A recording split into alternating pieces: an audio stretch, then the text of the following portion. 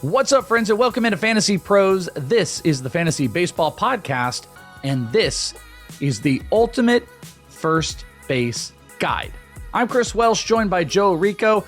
We are in our rank series. We're in our rank era, if you will, Joe, where we are going to be going through sleepers, busts, must-have, and of course, we're going to be looking at ECR, the expert consensus ranks across the land. You can check out over on Fantasy Pros, where we've got ADP sprawled out and averaged by all the different websites. And we got the same thing with the expert consensus ranks, where me, Orrico, and a bunch of others are creating one big conglomerate of ranks.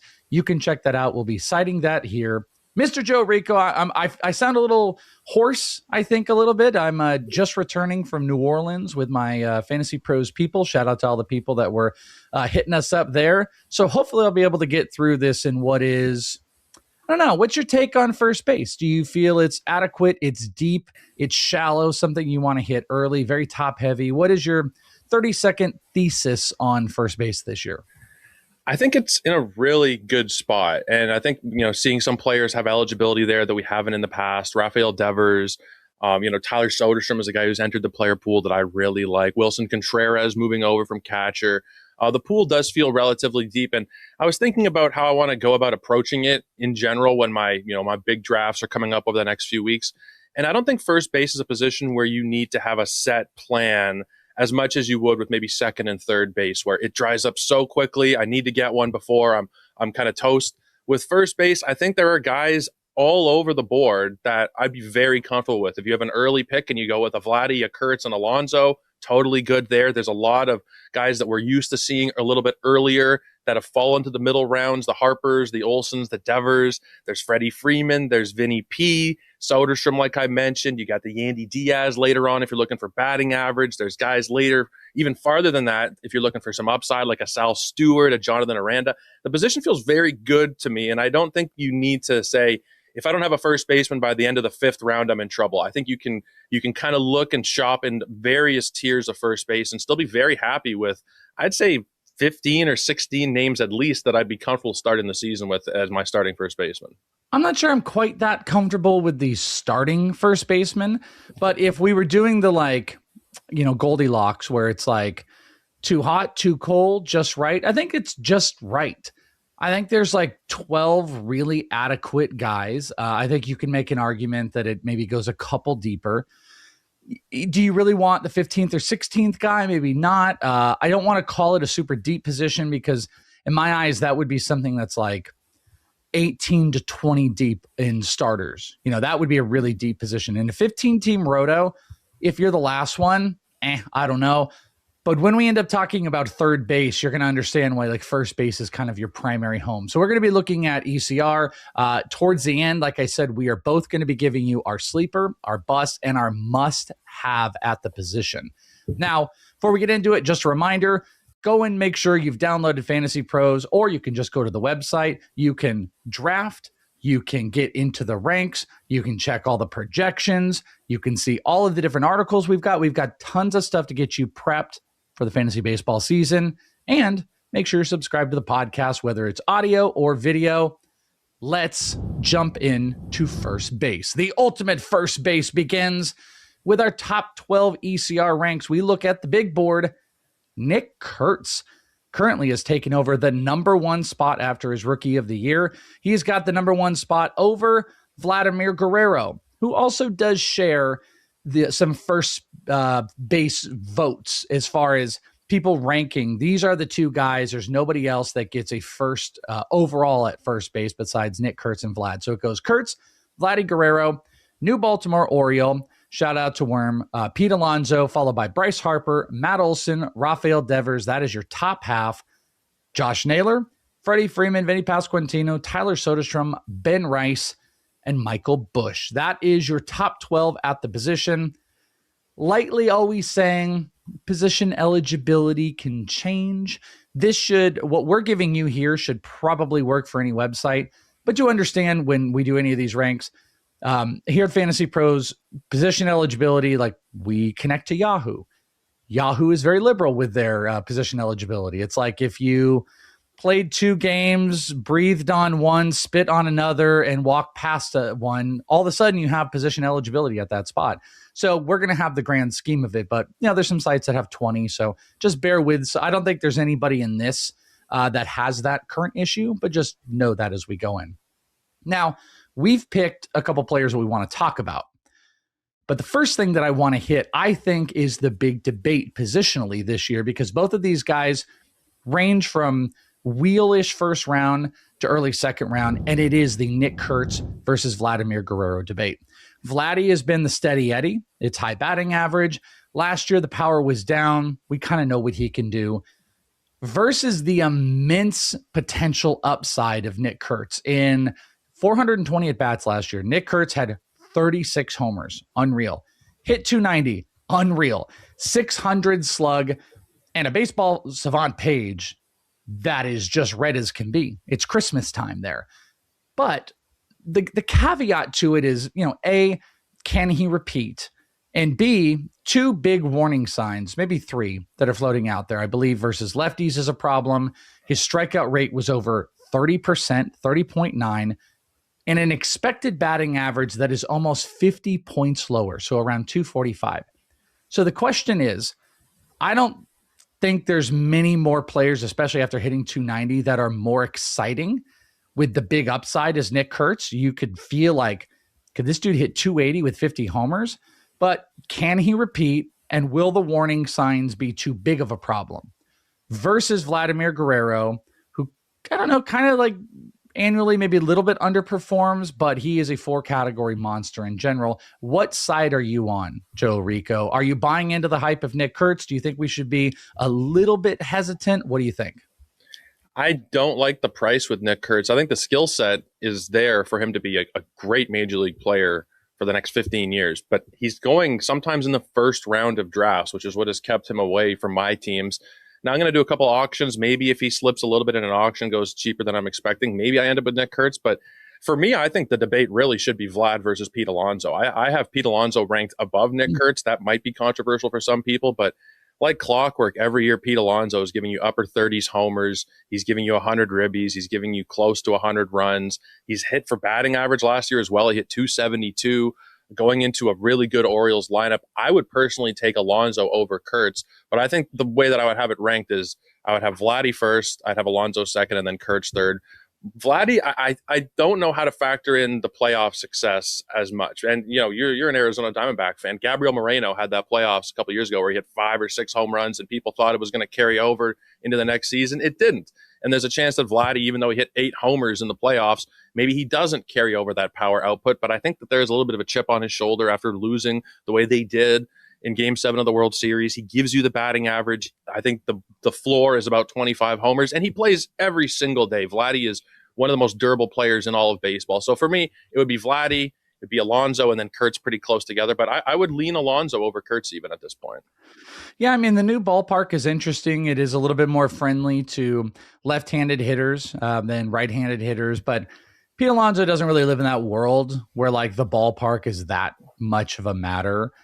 Maybe you could look at lineup protection and stuff like that. Yeah, I think maybe what that ends up doing, though, is maybe that ends up telling you a better story positionally, that if the first 2 guys are that expensive and Pete Alonso is coming in. So, like, if I'm looking at NFBC, just basic NFBC ADP, 25, you're going to have to pay a high a high second or late first for Vlad or Nick Kurtz. In a 12 team, you might be able to get Alonso in the 3rd round or on the back end. I think he is a good consolation prize. Going back to, and I'm actually not really against what you're saying, because we know Pete Alonso can hit 50. I do have my concerns about Nick Kurtz this year. I think he's an immensely awesome talent, but a 31% K percentage, an XBA that is 50 points lower. Now, if he hits 270 and is 28% and hits 40 bombs, I mean, I think you're in a good spot. But there are some questions about Nick Kurtz. He does come in at number 1 because he kind of breathes the biggest upside of any of these players. We got to remember they're still hitting in that little baby minor league ballpark. So Nick Kurtz is going to get, like a full year and a summer of that, which I think has a lot of people excited. But there are some warts that I'm a little bit with you. I'm kind of an avoid unless I'm going with a high upside team. when Pete Alonso and Vladimir Guerrero are floating out there. All right, so let's go to a few of our players that we picked out here in this range. It can be for good or for bad, however we want to talk about it. Joe, I'm going to let you start. In the top 12, what first baseman do you want to hit? Yeah, it's a guy that at first in my early drafts of the season, I wasn't all that interested in. It's Matt Olson, but another guy like Vladdy who plays every single day. The last 4 seasons, it's 162 games every year. He rebounded the batting average up to 272 this year, 29 homers, 98 runs, 95 ribbies. And that's for a Braves team that was not very good last season. He still gave you almost 100 and 100. And with Matt Olson, it kind of feels like the player that people are passing up on in drafts because they want to shoot for a more exciting upside type of player, the Nick Kurtz style. I think that kind of philosophy has taken over fantasy a little bit, where we see a guy like Matt Olson who does it pretty much every year. And then you have people who are pushing up the Roman Anthonys of the world above him, not to diss on Roman Anthony, but the Ben Rices, the Roman Anthonys of the world are being pushed up ahead of him because maybe he's perceived as kind of boring at this point. But, you know, a 30, 100, and 100 guy who's going to hit, 250, 260, that you're getting cheaper than usual. Matt Olson right now, he's being drafted in the mid-50s. So, you know, it could be a 4th, 5th, maybe even a 6th round pick, depending on your room.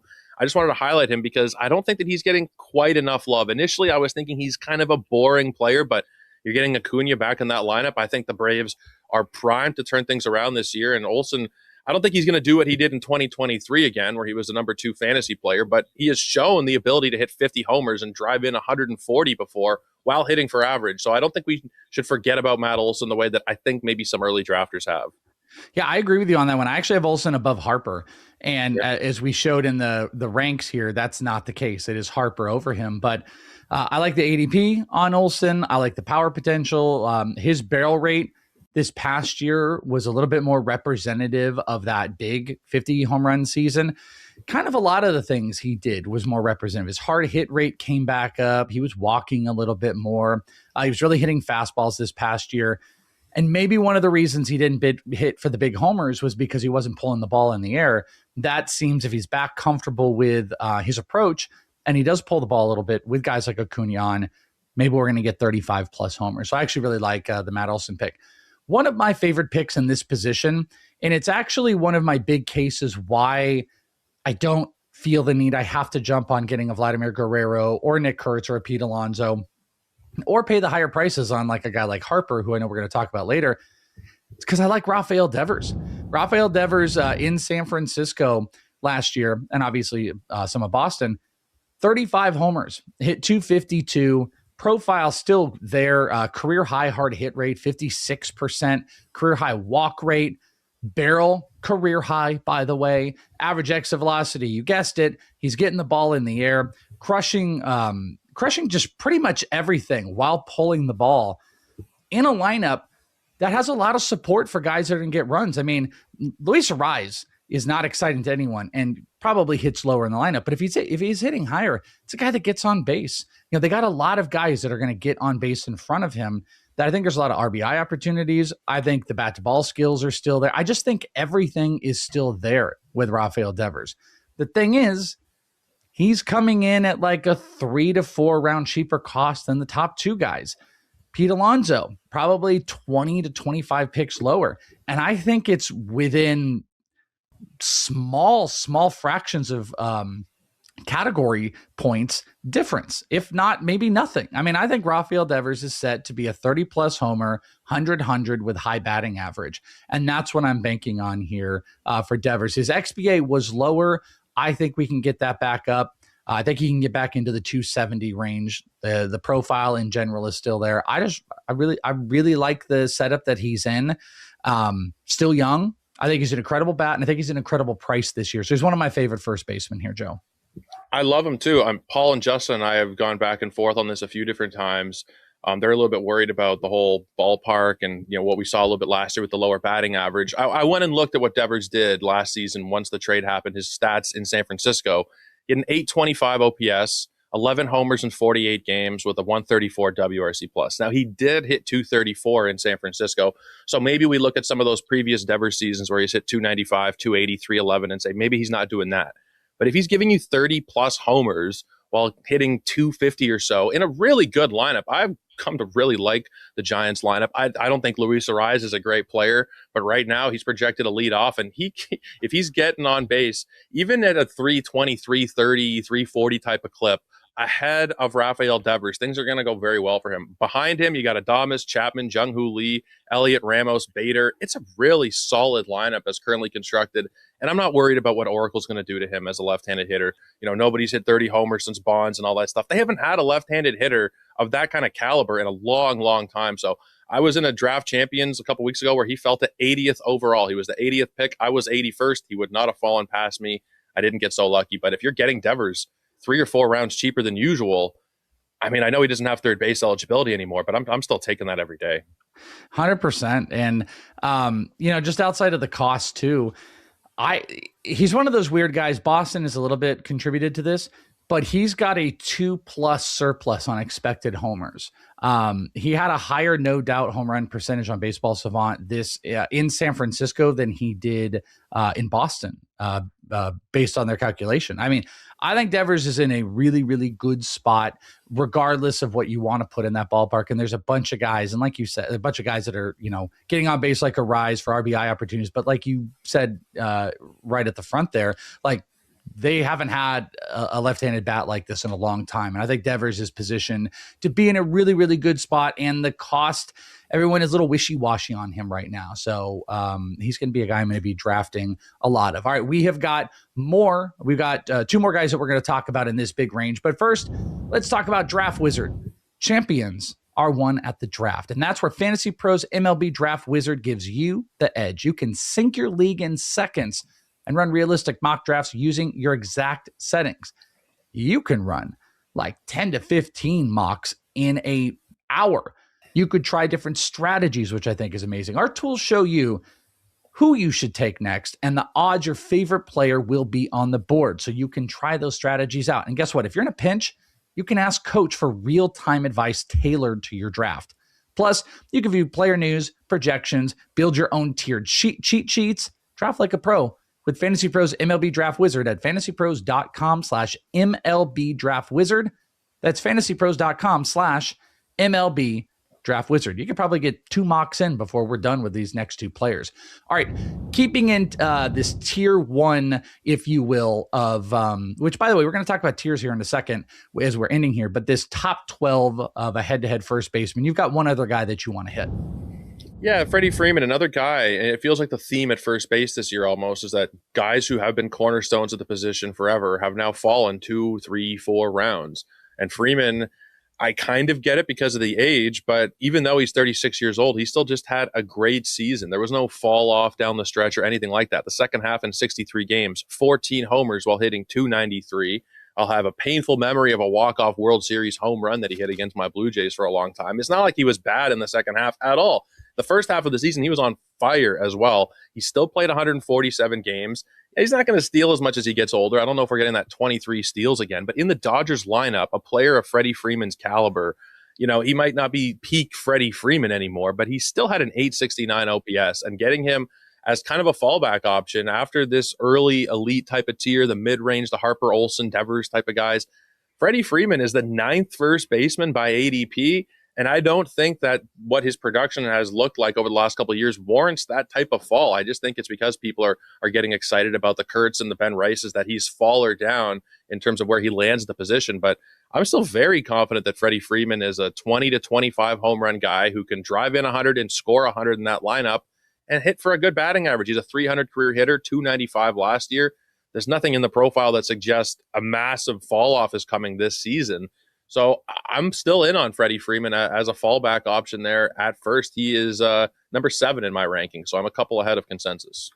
So he was one of those guys that, like, when you initially start this and we're like, all right, bust and blah, blah, blah, that I looked at and I'm like, I want to put him as my bust because I think we're having a slow trickle down effect on Freddie. But to what you said, you can't. Like, the cost is kind of already being implemented into him. He's 50th overall on ECR ranks. ADP might fall him lower. So this is a cheaper cost than you usually get for him. I do think the age decline on like what he's going to be able to do out there, games played and stuff like that is coming down. He is no longer a double-digit stolen base threat.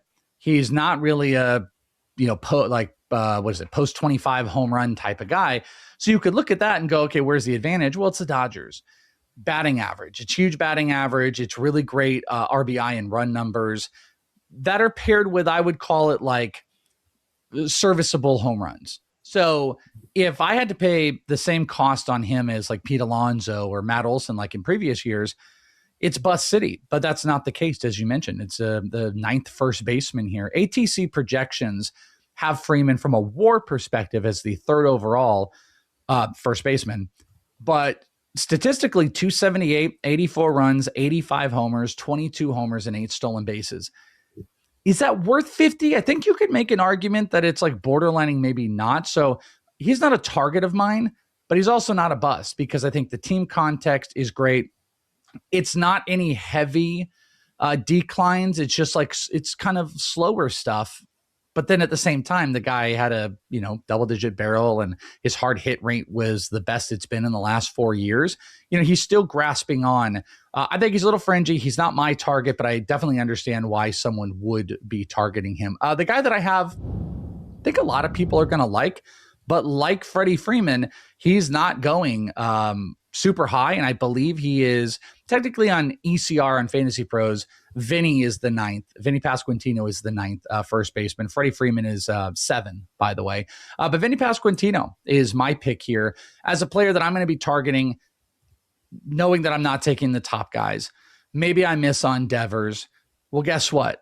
I think a Devers light is Vinnie Pasquantino, who last year hit 32 homers, hit 264, not a stolen base threat, obviously. Doesn't have an immensely insane profile, but is well above average, kind of just across the board. He had 264. His XBA 259 supports it. Good barrel, decent hard hit numbers. Doesn't whiff and strike out, so he's always going to run higher batting average, which is great, especially if you're in like a points format. But also kind of an extra advantage in those roto formats too, because I've been saying this for a while. I feel like we are getting away from batting average in some aspects of our drafting. And maybe that comes back to like what you said, where people are chasing guys like Nick Kurtz. And I have found myself in some years just chasing to try to make up for the batting average. But when you take some of these guys that, if everybody's taking these 240, 250 batting average first baseman, assuming you play in a batting average league, by the way, I know there's some people out there that are like, ooh, batting average, OBP, that's fine. But Vinny, I think, gives you kind of an extra boost for that. So again, career high max exit velocity, career high barrel percentage. XBA supports it. He was pulling the living crap out of the ball.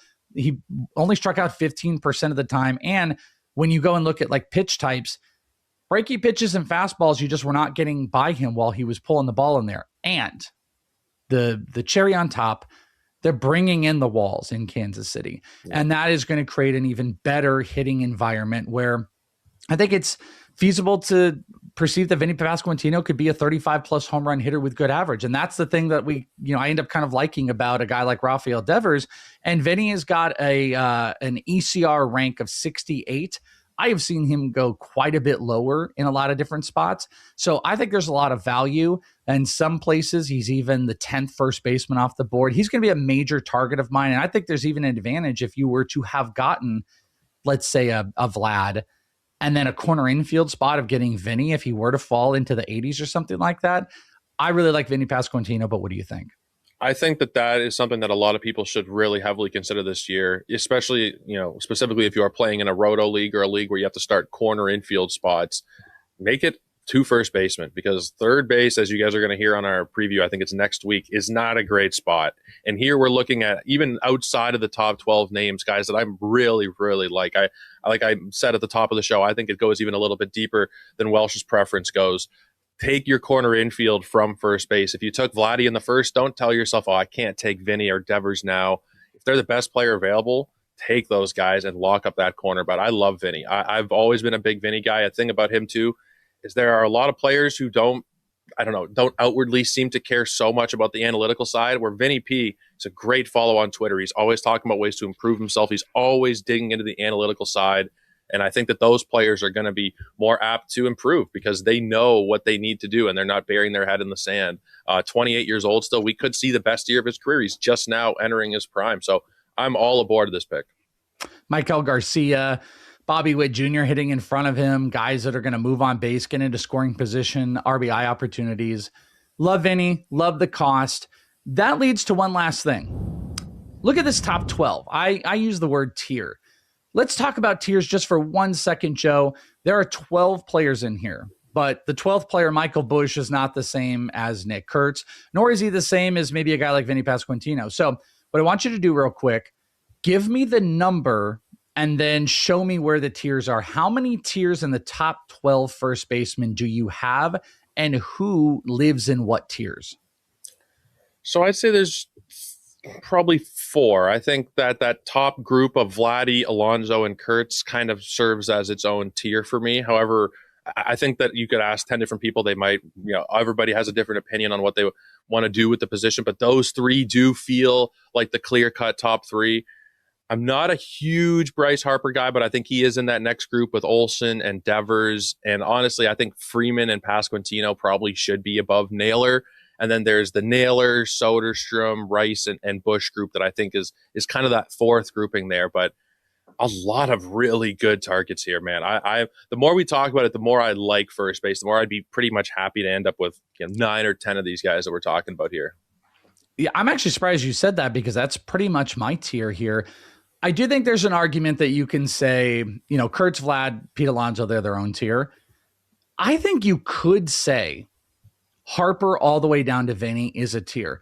I agree. Yeah. There's a guy or two I don't really love, but I'm telling you, I don't know if there's that big of a difference between Bryce Harper and Vinnie Pasquantino. And then I think when you get to Tyler Soderstrom, Ben Rice, Busch, it's a little bit different of a feel of a tier. So I think in general, I'm going to agree with you that there's 4, but I do think that you can make the argument that there are just 3 in this tier, which also shows the strength of the position, but then things start to fall apart. All right, we are going to look at the deeper first base tiers, and then we've got our sleepers, our busts, and the must-have first baseman for the year. But first, let's talk about our sponsor, Hard Rock Bet. Today's show is brought to you by Hard Rock Bet. If you haven't tried your first bet on Hard Rock Bet, there is still time for you to get $150 in bonus bets if you win. Just place a $5 bet, and if it hits, you'll get the winnings, of course, and $150 in extra bonus bets. Download the Hard Rock Bet app and make your first deposit today.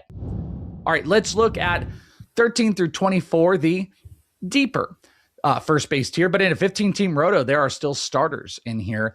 Let's take a look. Coming from 13 to 24, we've got Yandy Diaz, followed by Salvi Perez, Willson Contreras, Spencer Torkelson, Christian Walker, Jonathan Aranda, Alec Burleson, Kyle Manzardo, Munetaka Murakami, Andrew Vaughn, Spencer Steer, and Sal Stewart. So, as said before, I guess I don't necessarily disagree with you. Could you live with Spencer Torkelson? Yes. I think you can definitely live with Willson Contreras, Salvi. So maybe you're right. Maybe it is 15-ish deep. If I'm going to designate it, as I said before, as a deep position, I would say 18 to 20. I definitely don't think I would be comfortable with Alec Burleson or Jonathan Aranda unless I just dominated all those other spots. So these are deeper plays. Some of these go into, post 200.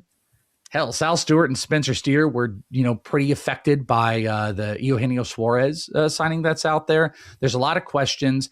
Let's do this first. Let's discuss Murakami. Murakami is very polarizing. He comes in at 21 here. His best spot is been 17. So, that's right around where a Christian Walker would come in, or relatively like a Torkelson. I think a lot of the negative press has, push the rank down. I'm going to take a guess here, though, Joe, that when we start to get the ECR versus ADP, which is something we've got here on FantasyPros, you'll see what players are being drafted higher or lower than what the consensus rank is. I just have a feeling that Munetaka Murakami is going to be one of those guys that is going to go higher because the projections, they're pretty weird on him. Obviously, he's a big power bat. But Murakami, I believe, I'm going to have to pull this back up because I thought he was under. And also there's all the first and third position eligibility things you're going to deal with here. But Murakami is projected on the Bat X at 30 homers, ATC at 28 homers. Those are huge numbers, but garbage batting average and horrifically bad strikeout rates. Bad X has him hitting 206, ATC 217. The most optimistic is like it zips at 234. He's polarizing. There's big power numbers. He's the unknown. What for you and what answer is the Murakami paradox in drafting? Is he someone that we should be looking at, or is he just a straight avoid this year? I could see people being interested in him, and he's the first guy we've mentioned that it will depend kind of on your format, which site you're playing on, which eligibility he has. On the NFBC, he's just third. I think on the more shallow sites, he'll be first and third. If you can stick him at third base, I feel a lot better than putting him at first, just because I like first a lot. I think there are better options at first, but I do worry in general here. If you look at the Bad X, which I think we have crowned as the most accurate projections, for the last 5 years or something, 206 batting average, 38% strikeout rate, but it does come with 30 homers and 11 steals. So what is this? It's kind of like a version of O'Neill Cruz, where you're going to get the counting stats, but you're going to get a 200 batting average to go along with it. And you're getting a bad lineup too. I mean, the White Sox have made some improvements, but they're not great. And Murakami's projected to bat sixth right now, according to Roster Resource. We're usually pretty accurate with this stuff. If he's sandwiching Andrew Benintendi and Austin Hayes, doesn't give me that warm, fuzzy feeling for runs and RBIs necessarily. I think the power's legit, but if he's going to hit potentially like in the 190s, he's going to be below the Mendoza line without the runs and RBI. I can't see myself being that interested unless I'm in a draft and he's fallen quite a bit and I still need somebody for third base. That would be where I really want to use him. If I'm putting him at first, I feel like I'm missing out on some better options, or I kind of messed up my draft and let the position get away from me a little bit. Yeah, as I mentioned before, like I think in my mind, this entire, I'm going to just call it a rough tier, the deeper option tier. These are corner infielders. Yes, you can put Willson, Contreras, and Torkelson as first. I definitely think you can do it. But in an ideal world, these are your corner infielders. But as you go down, you're really missing the boat if a guy like Murakami is on there. If you were to not look at his batting average, kind of like you mentioned, he looks like the most draftable player. Bad X has him at 30 homers, 11 stolen bases, mid-70s on runs and RBI. That's incredible. But it's a batting average tank that you're going to be chasing. You're going to have multiple players on their higher batting average above the average line of that position to carry him back up, and it takes away that advantage. I'm just not sure the juice is worth the squeeze. Now, it is kind of a free cost. He isn't one of those guys because of the projection where he's gotten crazy high, but I do think he's going to be drafted higher because third base, he's going to have that eligibility probably everywhere at third base, and that position kind of stinks. I'm not sure he really will ever be a first baseman. It's more of the corner infielder, but I am going to pass. He will be a pass for me this year. He's not someone I'm looking at, but we do have two guys that we are looking at. So Joe, deeper option range. You are looking at a player that is almost one of the last men standing in St. Louis. A lot of young guys surrounded him. I actually really like this guy. I just don't know how to place him sometimes. I think the batting average can help. Good source of runs and RBIs. Doesn't do the big counting stats, but you are highlighting Alec Burleson. Yeah, if you guys listened, or maybe you were there in person for our show in Arizona a few months ago, he was one of the early favorite targets that I highlighted, and I have not changed. I've not wavered in my love for Alec Burleson. Really love what's going on with him, aside from the surrounding environment in St. Louis, which we'll dig into in a minute. But he made improvements across the board that haven't really been talked about so much. His batting average went from 269 to 290. On base went from 314 to 343. We got the barrel rate up 3 points from 6.5 to 9.5. He was chasing less. His swinging strike rate went down as well. And, the market has been moving. In November, he was the 217th player by ADP, and now he's up to 170. So if you were listening to that show in Arizona and you drafted around then, you got a little bit of a bargain with Alec Burleson, I think. He's a guy who maybe calling him a 5-category contributor might be pushing it a little bit, just 5 stolen bases last year, but a guy who's not going to hurt you anywhere. In 2024, he stole 9 bases. The projections are for 5 or 6. You can take that. Projected for 20 homers, 70 some odd runs and RBIs with a really good batting average. The worst projected batting average is 263. The high end is 278. And while the surrounding environment is not my favorite in St. Louis, as you mentioned, there's not that many guys left that we know and love, but Donovan, Herrera, Burleson, Nootbaar, and Wynn. If he's sandwiching that group, it's not the end of the world. It's not horrible. And there's also a chance that Burleson could end up being a trade chip at some point in the season, being dealt to a contender. Maybe not. He's got a couple of years left on his contract, pretty affordable. But if St. Louis is tearing it all down, maybe Burleson does get traded to a contending team at the deadline. The real appeal here is a guy who was not going to hurt you in any category. And in most formats, you're looking at not just first base eligibility, but outfield as well. So a guy that you can easily plug into your lineups. Yeah, speaking of trade candidates, if Brendan Donovan is still on the team by the time this episode airs, that's one of the things. But he does do a lot well, and he's going to be positioned and kind of primed to hit at a good spot in this order. 19th among first basemen here, so he's a good value. Speaking of good value, this player is going after Murakami. ECR has him as the 22nd first baseman. He was abysmal with the Chicago White Sox. But guys, he found life. He hit 189 with the Chicago White Sox.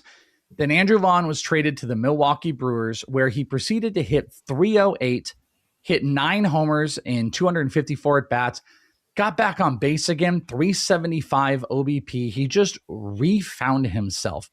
What ended up as a whole, from if you look at Baseball Savant, he had career highs in barrel percentage, second career high in hard hit rate, one of the lowest strikeout rates he's had in his career, got the ball in the air, the best average exit velocity ever. He pulled the ball more than ever, and he was like a top 20 to 25 percentile, kind of across the board, barrel, hard hit, X slug, X woba. He was squaring the ball up. He wasn't whiffing and chasing anymore. And he reestablished and just found that Andrew Vaughn that was drafted at the high end, top end of the MLB draft some years ago. And the more interesting thing too is you go and look, and a lot of the projections are kind of with this. That X, as you mentioned before, very, very positive, 256, 22 homers, 81 RBI with a sub 20% K percentage in 131 games. 150 games, maybe there's 25 homers out of him. He is the 22nd first baseman. He is going, I think, in many instances outside of the top 200. Oh, yeah. You want to talk about a guy that has top 10 first base value that is going outside the top 20 at the position, an ideal corner infielder with a great look at that offense around him too, by the way. You got a lot of young guys that are stealing bases, getting on base. You've got Yelich, who kind of refound himself last year, and Vaughn's going to hit in a really solid part of that order. Pat Murphy loves him. He loves being there, and he's reinvigorated back to the player that he was, and with all the big hype.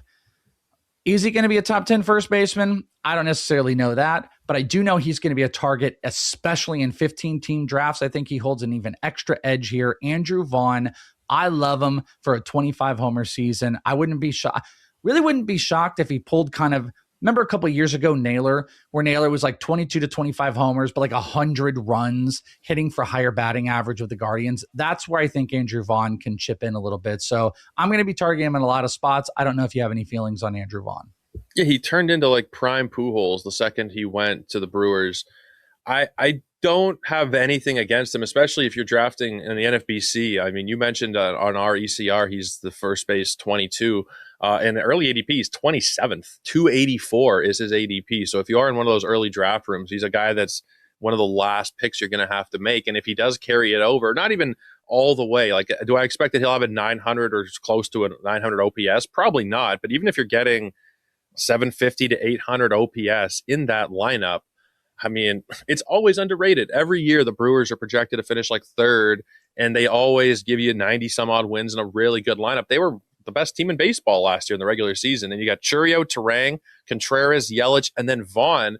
It hitting fifth in that order could be 100 RBI. I wouldn't project him for 100, but I think Derek is correct in having him in the 80 range with the bad X numbers. He could exceed that easily. I'd bet against the top 10 first baseman, but top 15, I could see it. I could definitely see it. Yeah, a lot of potential return that's floating out there with him. And you guys can let us know. Who are your favorites on the deeper options? Who are your favorite in the top 12? Drop them in the comments below. We definitely want to know. We want to highlight some of those and see where people are drafting when you're looking through that top 24. A lot more players you can look at in ECR, of course. That leads us to the final section of the show where we are going to be looking at sleeper, bust, and must-have. 6 first basemen are going to qualify here. We did this in shorter form in previous year's episodes, but we get to really dig in this year. So let's start with our sleeper at the position. There's always the big discussion of, what is a sleeper? I think like Andrew Vaughn would probably qualify for me if I wanted to put him in here. I'm going a little bit different. Your sleeper, Joe, for first base is who?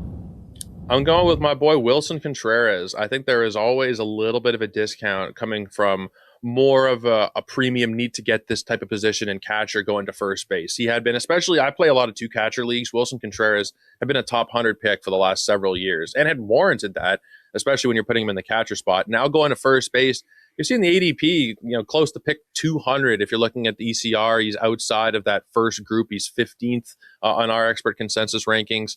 And I think it's just too low. In 135 games last year, in a worse lineup than one that he'll be in this year, he had 20 homers, 70 runs, 80 ribbies, and hit 257 with a 124 WRC plus.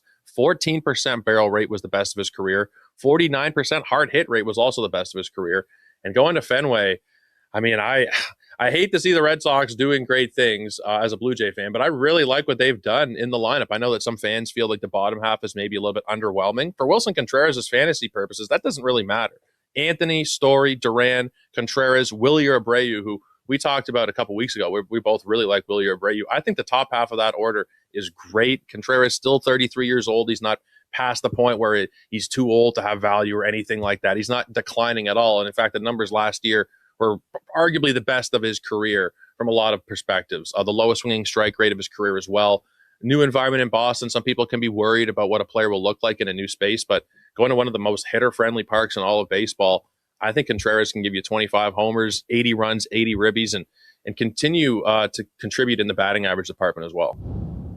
My sleeper for this year, we are going to Kansas City, and we are not going to our boy Vinnie Pasquantino. We're going to go to Jac Caglianone. Also could cite the live episode we did. Our dear friend Eno Saris talked about him, and I'm a total buy. Last year, Jac Caglianone was a big disappointment. Only hit 157, only played around 200 at bats. He had some homers in there, but really just everything across the board was not good, with a slight little underlying few positive signs. One of the fastest bats in all of baseball. He had a 12% barrel rate, which was really nice. 42% hard hit rate was, a bit average. Solid max exit velocity. And maybe one of the most important stats why I think he can succeed, 22% strikeout rate. That was something we were really worried with Jac Caglianone. He suffered a little bit from like the classic rookie, couldn't get the ball in the air. He had like a 4-degree launch angle. I think that early run has major bounce back potential.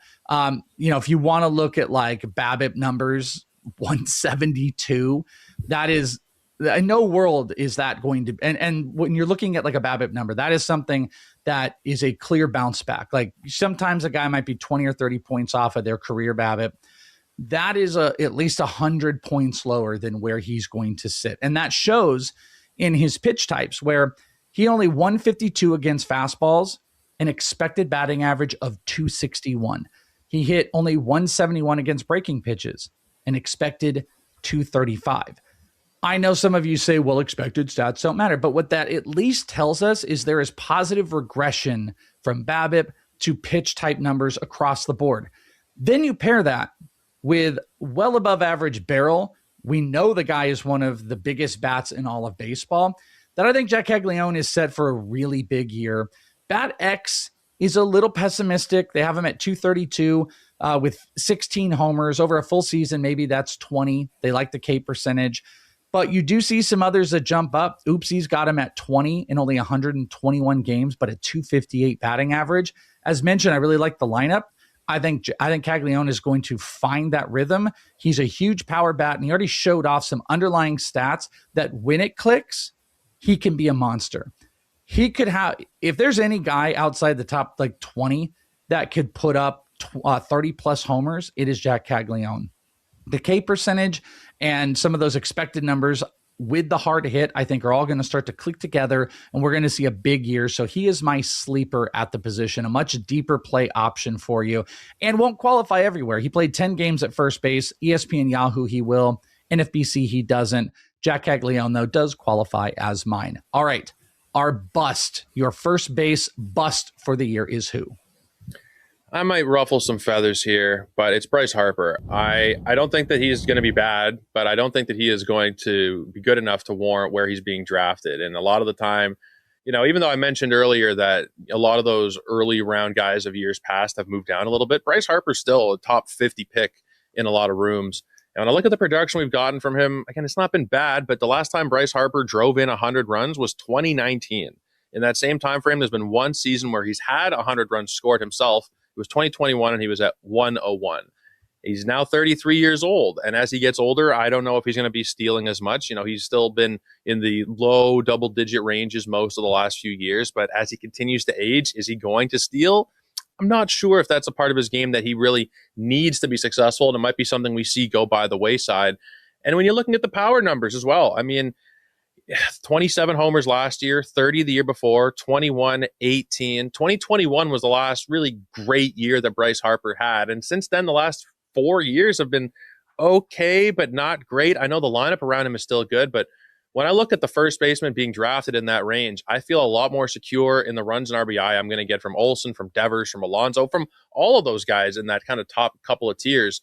So I think Harper could rebound. He could have an amazing season, and I would have egg on my face. But at the same time, the trends over the last few years have been that he is very good, but he's not producing elite first-round fantasy seasons anymore. And as he continues to age, I think the probability of that happening again just goes down. So I might also ruffle some feathers here with my pick. We both pick bigger names, but also if you're going to have a guy that's going to bust, you're not going to be like, Spencer Torkelson bust. Yeah, exactly. Yeah, Luis Ariz. It's going to be in the upper tier. You kind of pseudo alluded to it earlier. I'm going to say Josh Naylor. You liked a couple guys over Josh Naylor, and that's going to be my bust this year. He comes in as the 7th first baseman overall. He's above Freddie Freeman. He's above Vinnie Pasquantino. I think there's some obvious reasons why you could end up justifying why that is.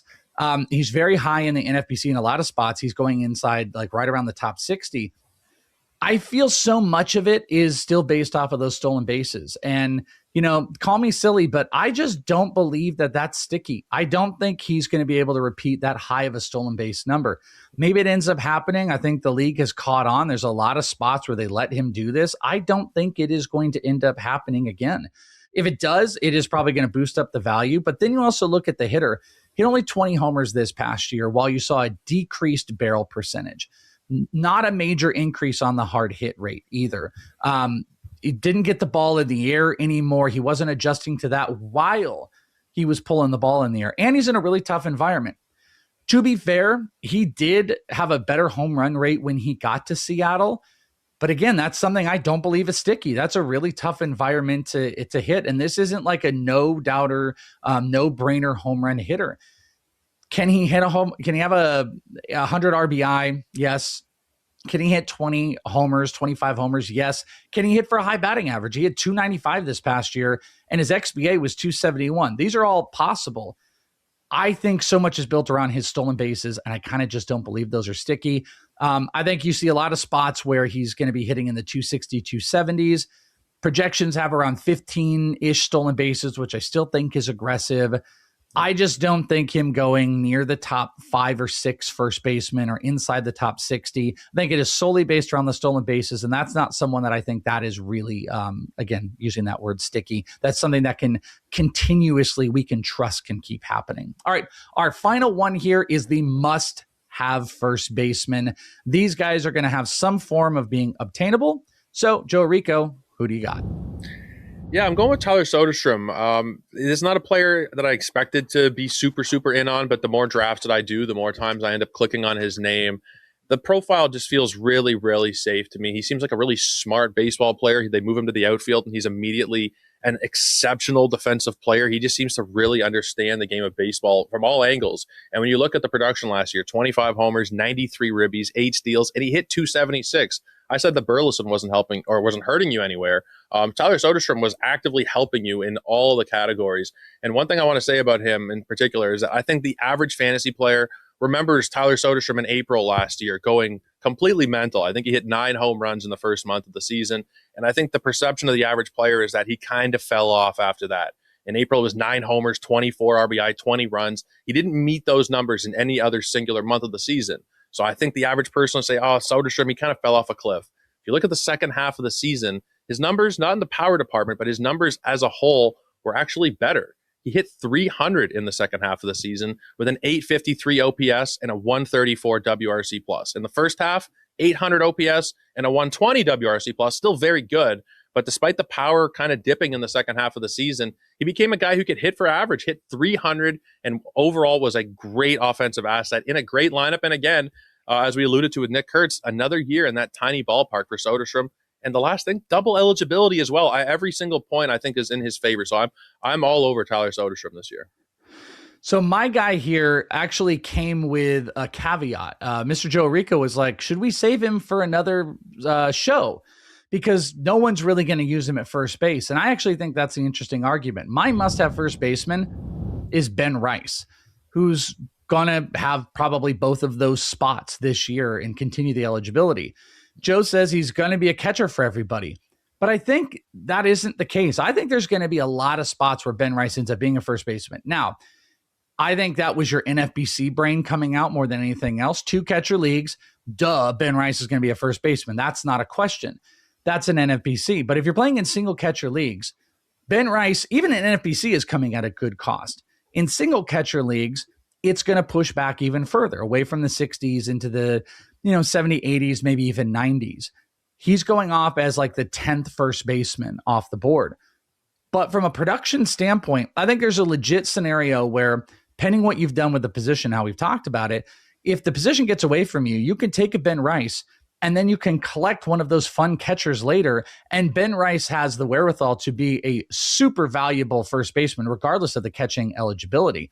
26 homers last year, 255, top 10 percentile almost across the board in his hitting profile. That's been pretty well known. 56% hard hit rate, 15% barrel. Those are both elite. Gets the ball in the air, doesn't strike out.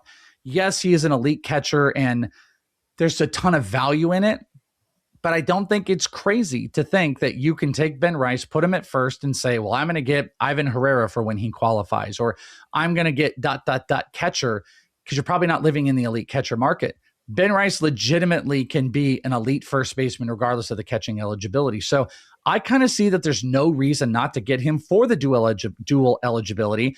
He can perform, I think, as a top 5 first baseman, which might be the number 2 catcher. I think Ben Rice is a guy that you have to have, regardless if it's catcher or first baseman.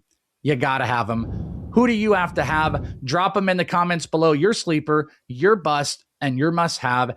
And Joe said it earlier. He said, we got a third base episode coming up maybe next week. How about this week?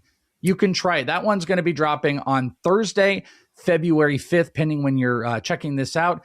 The ultimate third base guide, must draft players, sleepers, and busts at the hot corner. I believe Pisa Pia is going to be back with us as well. So make sure you're locked on to the YouTube channel. Subscribe. We've got lots of great giveaways coming up. YouTube.com/FantasyPros MLB if you're listening on the podcast. And if you're on the YouTube, go over to the podcast. Wherever you listen to podcasts, you can check us out. That is going to do it for the ultimate first base guide. I am Chris Welsh. That is Joe Orrico. Thank you guys so much for hanging out with us. And we'll talk to you next time right here on Fantasy Pros.